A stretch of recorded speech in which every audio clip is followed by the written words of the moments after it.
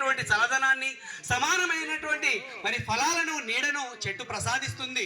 ప్రియమైన గ్రామస్తులారా, మానవులారా, మీరందరూ కూడా చెట్టు కంటే గొప్పవారు, నీటి కంటే గొప్పవారు, గాలి కంటే గొప్పవారు, ప్రకృతిలో అన్నిటికంటే మీరు గొప్పవారు, జ్ఞానము కలిగిన వారు. మీరు ఆలోచించండి, ఈ ప్రకృతిలో మరి గాలికి లేని పక్షపాతం మనుషులుగా మనకెందుకు చెప్పండి?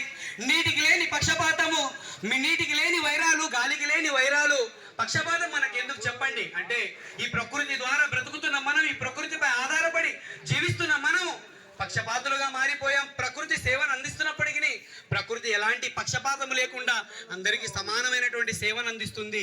మరి ఈ ప్రకృతికి ఈ విధానాన్ని ఎవరు, ఈ క్రమాన్ని ఎవరు నేర్పించారు అని అంటే దేవుడు చెబుతున్నటువంటి మాట ఏంటంటే, ఈ ప్రకృతి అంతటిని కూడా దేవుడు నడుపుతున్నాడు.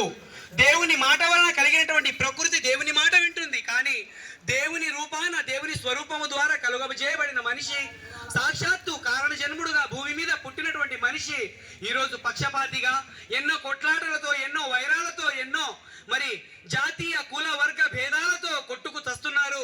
సాక్షాత్తు దేవునికి ఎంతో కన్నీరు రప్పిస్తున్నారండి.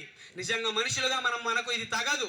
ఎందుకంటే 20 సంవత్సరాల ఈ జీవిత కాలంలో రాజు అయినా, ధనవంతుడైనా, గొప్ప కులపు వాడని మనం అనుకున్నవాడైనా, చిన్న కులపు వాడని మనం అనుకున్నవాడని, ఎవడైనా సరే, తెల్లవాడైనా నల్లవాడైనా ఎవడైనా సరే, మరణం పేరుతో ఒక్కరోజు ఈ లోకాన్ని, ఈ బంధాలను, ఈ బాంధవ్యాలను, ఈ ఆస్తులను, ఐశ్వర్యాలను అన్నిటినీ కూడా విడిచిపెట్టి వెళ్ళిపోవాలి. మనమందరం కూడా మరణించాలి. బ్రతుకున్నప్పుడు నాకు ఇన్ని ఎకరాలు ఉన్నాయి, బ్రతుకున్నప్పుడు నాకు ఇన్ని ఇళ్ళు ఉన్నాయి, ఇంత స్థలం ఉంది, ఇంత ఆస్తి ఉందని ఎకరాలని గొప్పగా చెప్పుకునే మనం మరణించిన తర్వాత ఎకరాలు ఎక్కడికో వెళ్ళిపోతాయి. మనం మాత్రం ఊరి బయట 6 అడుగుల స్థలంలో మనకు పాతేస్తారండి. ఇది మన బ్రతుకు. కనుక ఇలాంటి జీవితాన్ని, ఇలాంటి స్వల్పమైనటువంటి జీవితాన్ని కలిగిన మనలో భిన్నాభిప్రాయాలు, భేదాభిప్రాయాలు వద్దు. మరి నిజంగా మీకు చెబుతున్నటువంటి ఒక మాట ఏంటంటే, యేసుక్రీస్తు అనే ఆయన ఈరోజు చాలా మంది అనుకుంటున్నారు ఆయన ఒక వర్గానికి, ఒక కులానికి సంబంధించిన వాడని చాలా మంది భ్రమపడుతున్నారు. వాస్తవానికి మీకు ఒక నిజాన్ని చెబుతాను. ప్రపంచ పటం చాలా పెద్దదైతే అందులో మన భారతదేశం ఇంతే. మన భారతదేశంలో మరి యేసుక్రీస్తు వారిని ఒక చిన్న కులపు వాడుగా చూస్తారు. కానీ ప్రపంచవ్యాప్తంగా మనం ఆలోచిస్తే ప్రపంచ దేశాలలో యేసుక్రీస్తు వారిని నమ్మేవారు, యేసుక్రీస్తుని వెంబడించేవారు మరి చాలా కోట్ల మంది ఉన్నారండి. ఉదాహరణకు 800 కోట్ల మంది ప్రపంచ జనాభా సంఖ్య అయితే అందులో 500 కోట్ల మంది యేసు ప్రభువును నమ్మేవారు ఉన్నారు, యేసు ప్రభువును ఆరాధించేవారు ఉన్నారు. ఆయన కేవలం ఒక వర్గానికి, మరి కొంతమంది తెగలకు మాత్రం సంబంధించిన వాడు కాదు, కానీ ప్రపంచంలో ఉన్న అందరి మనుషులకు సంబంధించిన వాడు యేసుక్రీస్తు వారు.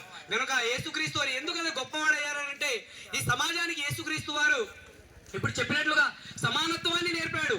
ఈ సమాజానికి పక్షపాతం లేని పరిపాలనను మరి ఈ సమాజానికి నేర్పాడండి యేసుక్రీస్తు వారు.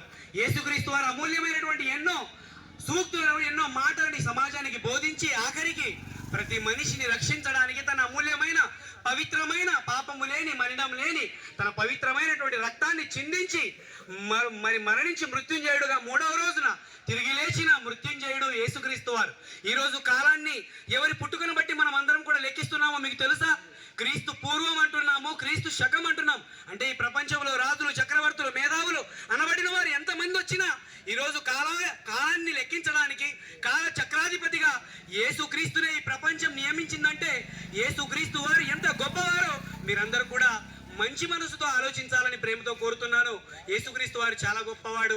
ఎందుకంటే అంత గొప్పవాడు అంటే ఆయన జీవితం ఎంత ఆదర్శమయంగా ఉన్నదో మీరందరూ కూడా ఆలోచించాలి. అదేవిధంగా యేసుక్రీస్తు వారి నుండి ఎవరైతే విశ్వాసం ఉంచి పవిత్రమైనటువంటి జీవితాన్ని జీవిస్తారో వారందరికీ కూడా 60-70 సంవత్సరాల జీవిత కాలం తర్వాత ఆత్మ శాశ్వత కాలం జీవించేది కనుక ఈ ఆత్మకు అవసరమైనటువంటి నిత్య జీవాన్ని యేసుక్రీస్తు ద్వారా దేవుడు ఇవ్వాలనుకుంటున్నాడు. కనుక ఆ నిత్య జీవాన్ని మనం పొందుకోవాలంటే మన పాపాలను ఒప్పుకొని, దేవుని ఎదుట ఒప్పుకొని, విడిచిపెట్టి దేవుడు చెప్పిన క్రమమైన మార్గంలో మనం నడవగలిగితే మన జీవితాలు ధన్యమైపోతాయి. మరి అందరూ కూడా ఆలోచించి మంచి మనసుతో ఈ విషయాలను మీరు స్వీకరించి ఏనాటికైనా ఒక మంచి నిర్ణయం తీసుకుంటారని మనసారా నమ్ముతూ మరి నా మాటలు ముగిస్తున్నాను.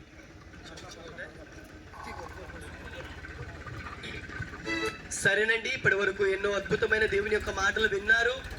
అలాగే ఇంకా దేవుని యొక్క మాటలు, దేవుని యొక్క దృశ్య రూపమైన వీడియోలు మీరు చూడాలి అనుకుంటే ఈరోజు ఇదే ప్రాంతంలో